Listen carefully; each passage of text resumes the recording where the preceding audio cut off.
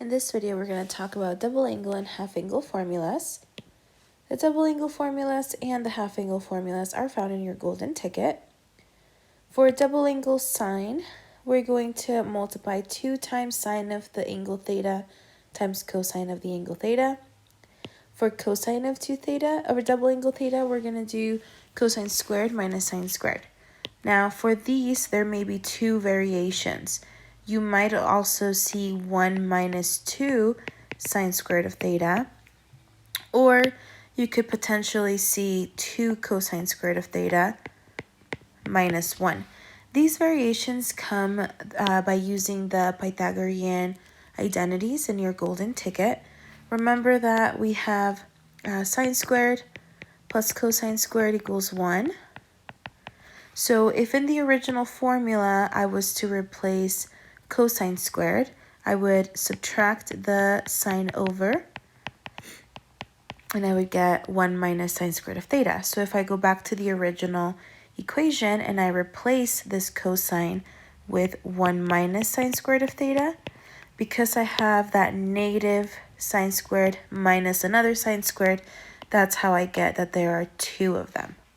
Okay, so that's where that variation comes from. Same thing with the second variation.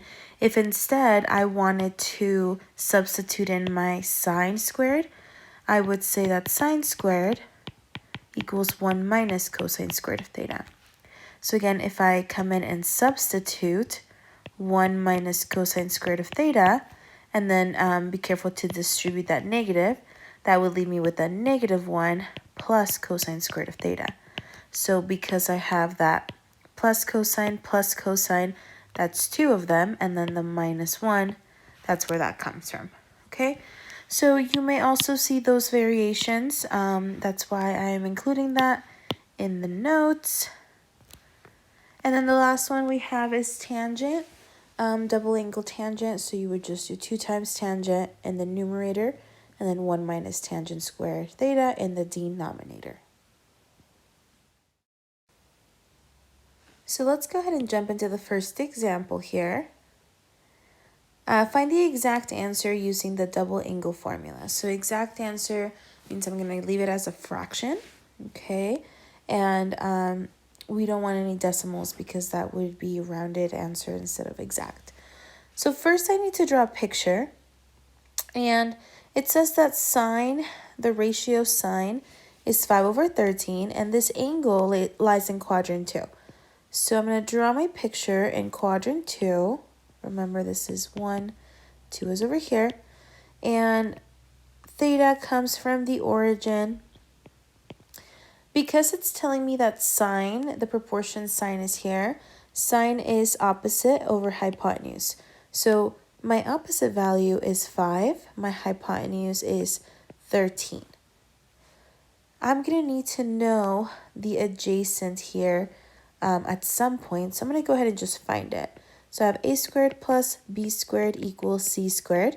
When I go ahead and solve for a, I'm going to get 12.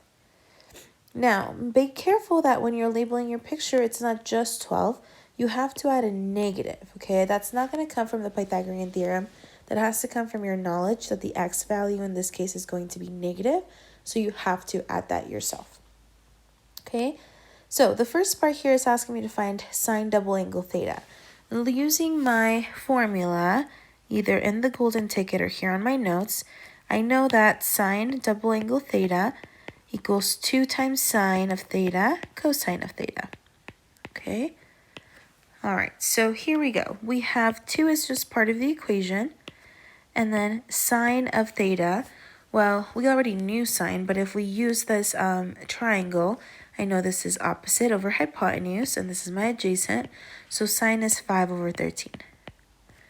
All right, and then cosine is adjacent over hypotenuse. My adjacent in this picture is that negative 12, don't forget the negative, and the hypotenuse is still 13. So now you are just multiplying your fractions together. Technically, if you're doing this by hand, you're welcome to use your calculator, but technically this is over 1. So I would multiply 2 times 5 times negative 12, and that's going to give me a negative 120. And then 13 times 13 in the denominator is 169. And that is your answer. Okay, you're just going to leave it as a fraction. You are done. So the most important part here is to draw your picture, and that's definitely going to help you figure out the rest. Okay? Going on to cosine double angle. Again, I am going to write down my formula, and that's cosine squared of theta minus sine squared of theta. So cosine, again, is adjacent over hypotenuse. My adjacent is negative 12. My hypotenuse is 13. And then I'm going to square that value, okay? And then minus sine is opposite over hypotenuse. So opposite is 5, hypotenuse is 13. And again, I'm going to square that value. So when you're squaring the numerator and denominator for the first fraction, you get 144 over 169. Minus, when you square the numerator, you get 25 over 169. Now, thankfully, I have the same denominator, so my denominator is going to stay as 169, and then 144 minus 25 is 119. That is my final answer there. Okay, and for this last one, we have tangent double angle theta, and my formula for tangent is tangent double angle equals 2 times tangent of theta in the numerator over 1 minus tangent squared of theta in the denominator. So using that same picture, I'm going to zoom out so we can see it. We have 2 times the tangent value is opposite over adjacent, so that's 5 over negative 12. In the denominator, I have 1 minus tangent again, so 5 over negative 12, and square that value. So if we simplify the numerator, that's going to give us 10 over negative 12. And then the denominator, I'm going to go ahead and square what's here, and that's going to give me 25 over 144. And then that 1, I'm going to turn into 144 over 144 because I want it to be 1, but I need a common denominator. So this is actually going to be 119 over 144, and that's going to go here in my denominator. Okay, so thinking about how we divide fractions, you're going to keep change flip or skip flip multiply, however you want to do that, or use your calculator. Either way, your answer should come out to be negative 120 over 119 as your final answer. Okay, our next example, we are going to find tangent double angle, but it tells us that my angle theta lies in the second quadrant again, so I'm going to draw my picture. Remember, the angle comes from the origin. And in this case, sine is opposite over hypotenuse. My sine is 4 opposite, hypotenuse is 5. Once you do the Pythagorean theorem, you'll get 3 for your adjacent side. But remember, second quadrant, the x value is going to be negative. And then I'll be writing down my double angle formula. So tangent double angle is 2 times tangent of theta in the numerator and 1 minus tangent squared theta in the denominator. So I have tangent in this case is opposite over adjacent, which is 4 over negative 3. And in the denominator, I have 1 minus that same value being squared. Okay, so my numerator multiplies out to 8 over negative 3. And the denominator, I'm going to simplify this again. This squared becomes 16 over 9, but I want to subtract it, so I'm going to turn this 1 into a 9 over 9. So my answer is going to be a negative 7 over 9. So negative 7 over 9 is my new denominator. So you skip flip multiply. I didn't show that process in the previous example.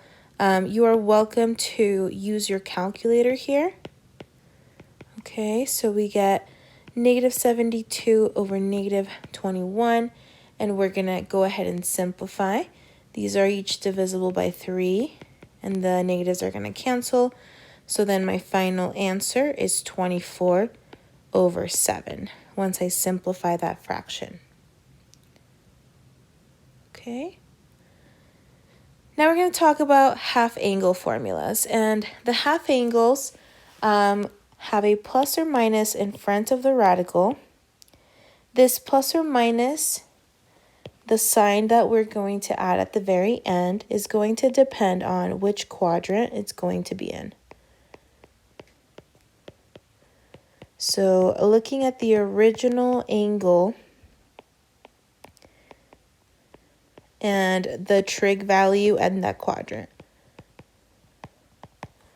So let me show you here. When we're looking at sine, thinking about your sine values, sine is your y value. So they're positive in the first and second and negative in the third and fourth. Cosine is negative in the second and third, but positive in the first and fourth quadrant. So that's where we're going to add those signs at the very end for our radical. So our problem's going to say find the exact answer using the half angle formula. So notice how this angle is 112.5. Now, for determining the sign at the very end, I need to think about where the angle 112.5 is going to be, which quadrant it's going to be. So at 112.5 degrees, cosine is negative in the second quadrant. So in my final answer, I'm going to have a negative. So make yourself a little note, that way at the end, you will go ahead and add that. Okay? Now, the half angle formula, essentially what we're asking ourselves is what angle divided by 2 is going to give me 112.5? That is the question you are trying to ask. And so if you work backwards, you figure out that that angle is actually 225. Okay? So essentially, I am using cosine of 225 divided by 2. That's the formula. I need to figure out what angle is going to give me that decimal value and then write it as a fraction in order for me to use the formula, the given formulas. Okay, now it's important to know what your sign is going to be at the beginning, because then 225 is no longer in the second quadrant, so you don't want to get that confused. When I look at my formula, now that I've established that I'm using 225, I have square root of 1 plus cosine of 225 is going to be negative square root of 2 over 2. And then I'm going to divide that by 2. So again, I am substituting in the value right there, what the cosine value at 225 is. And that's a 45-degree reference angle. And it's going to be a negative square root of 2 over 2. Okay, then I'm going to go ahead and simplify this. In order for me to simplify the numerator in this fraction, this is technically me doing 2 over 2 plus that negative square root of 2 over 2.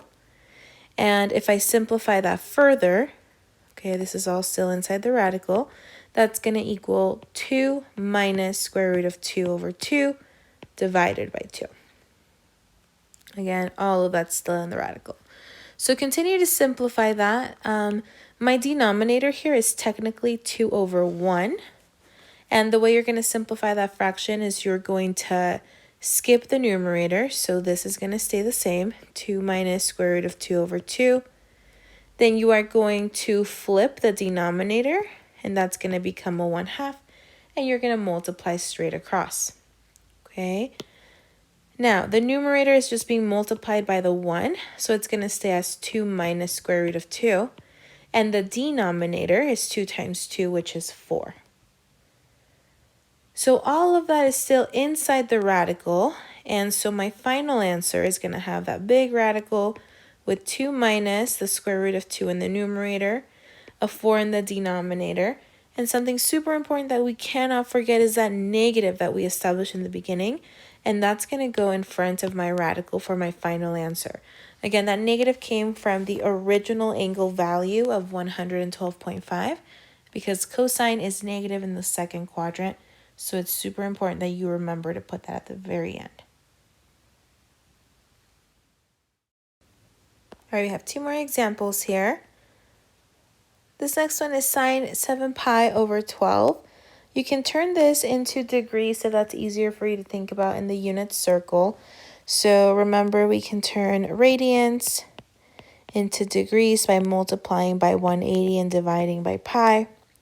So in this case, this is going to come out to be 105 degrees. So really, I can think of it as sine of 105 degrees. So again, think about sine at 105 degrees. This is going to be a positive in my final answer. So don't forget that at the very end. But we still have to ask ourselves, what angle divided by 2 gives me 105? So really we're working with sine of 210 over 2 for our formula. Okay?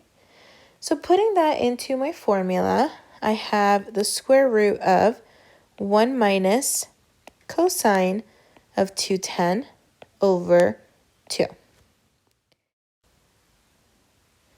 So I'm going to simplify what's inside the radical. I have 1 minus, and then cosine of 210 degrees is negative square root of 3 over 2. And that's all over 2.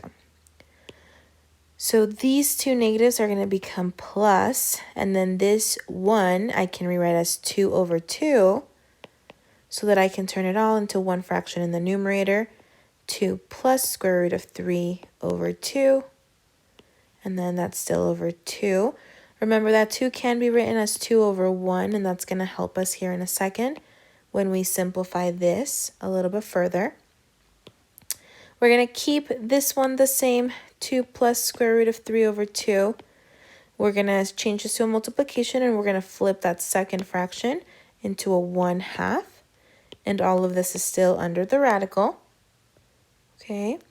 And then I'm just going to simplify the numerator and denominator. So the numerator multiplied by 1 isn't going to change anything. The denominator, 2 times 2, is going to be 4. I still have the radical. And if I remember that at the very beginning I established this was going to be a positive answer, then I'm going to add that positive in front of the radical. And that is my final answer for this one. Okay. And last one, cosine of 105 degrees.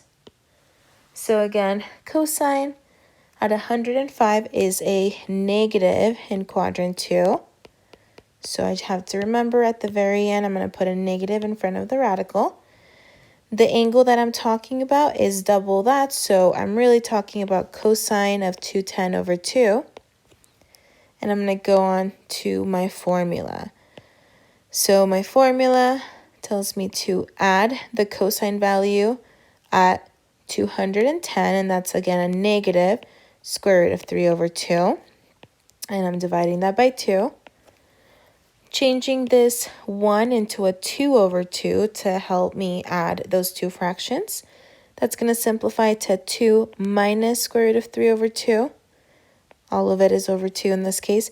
And then this plus or minus, it becomes 1 minus there. I'm going to write this 2 more centered so we understand it's just one fraction. The 2 in the denominator can be written as 2 over 1 with a radical still all over that. I'm going to keep my numerator the same, 2 minus square root of 3 over 2. I'm going to switch this to a multiplication problem, and then I'm going to flip this fraction.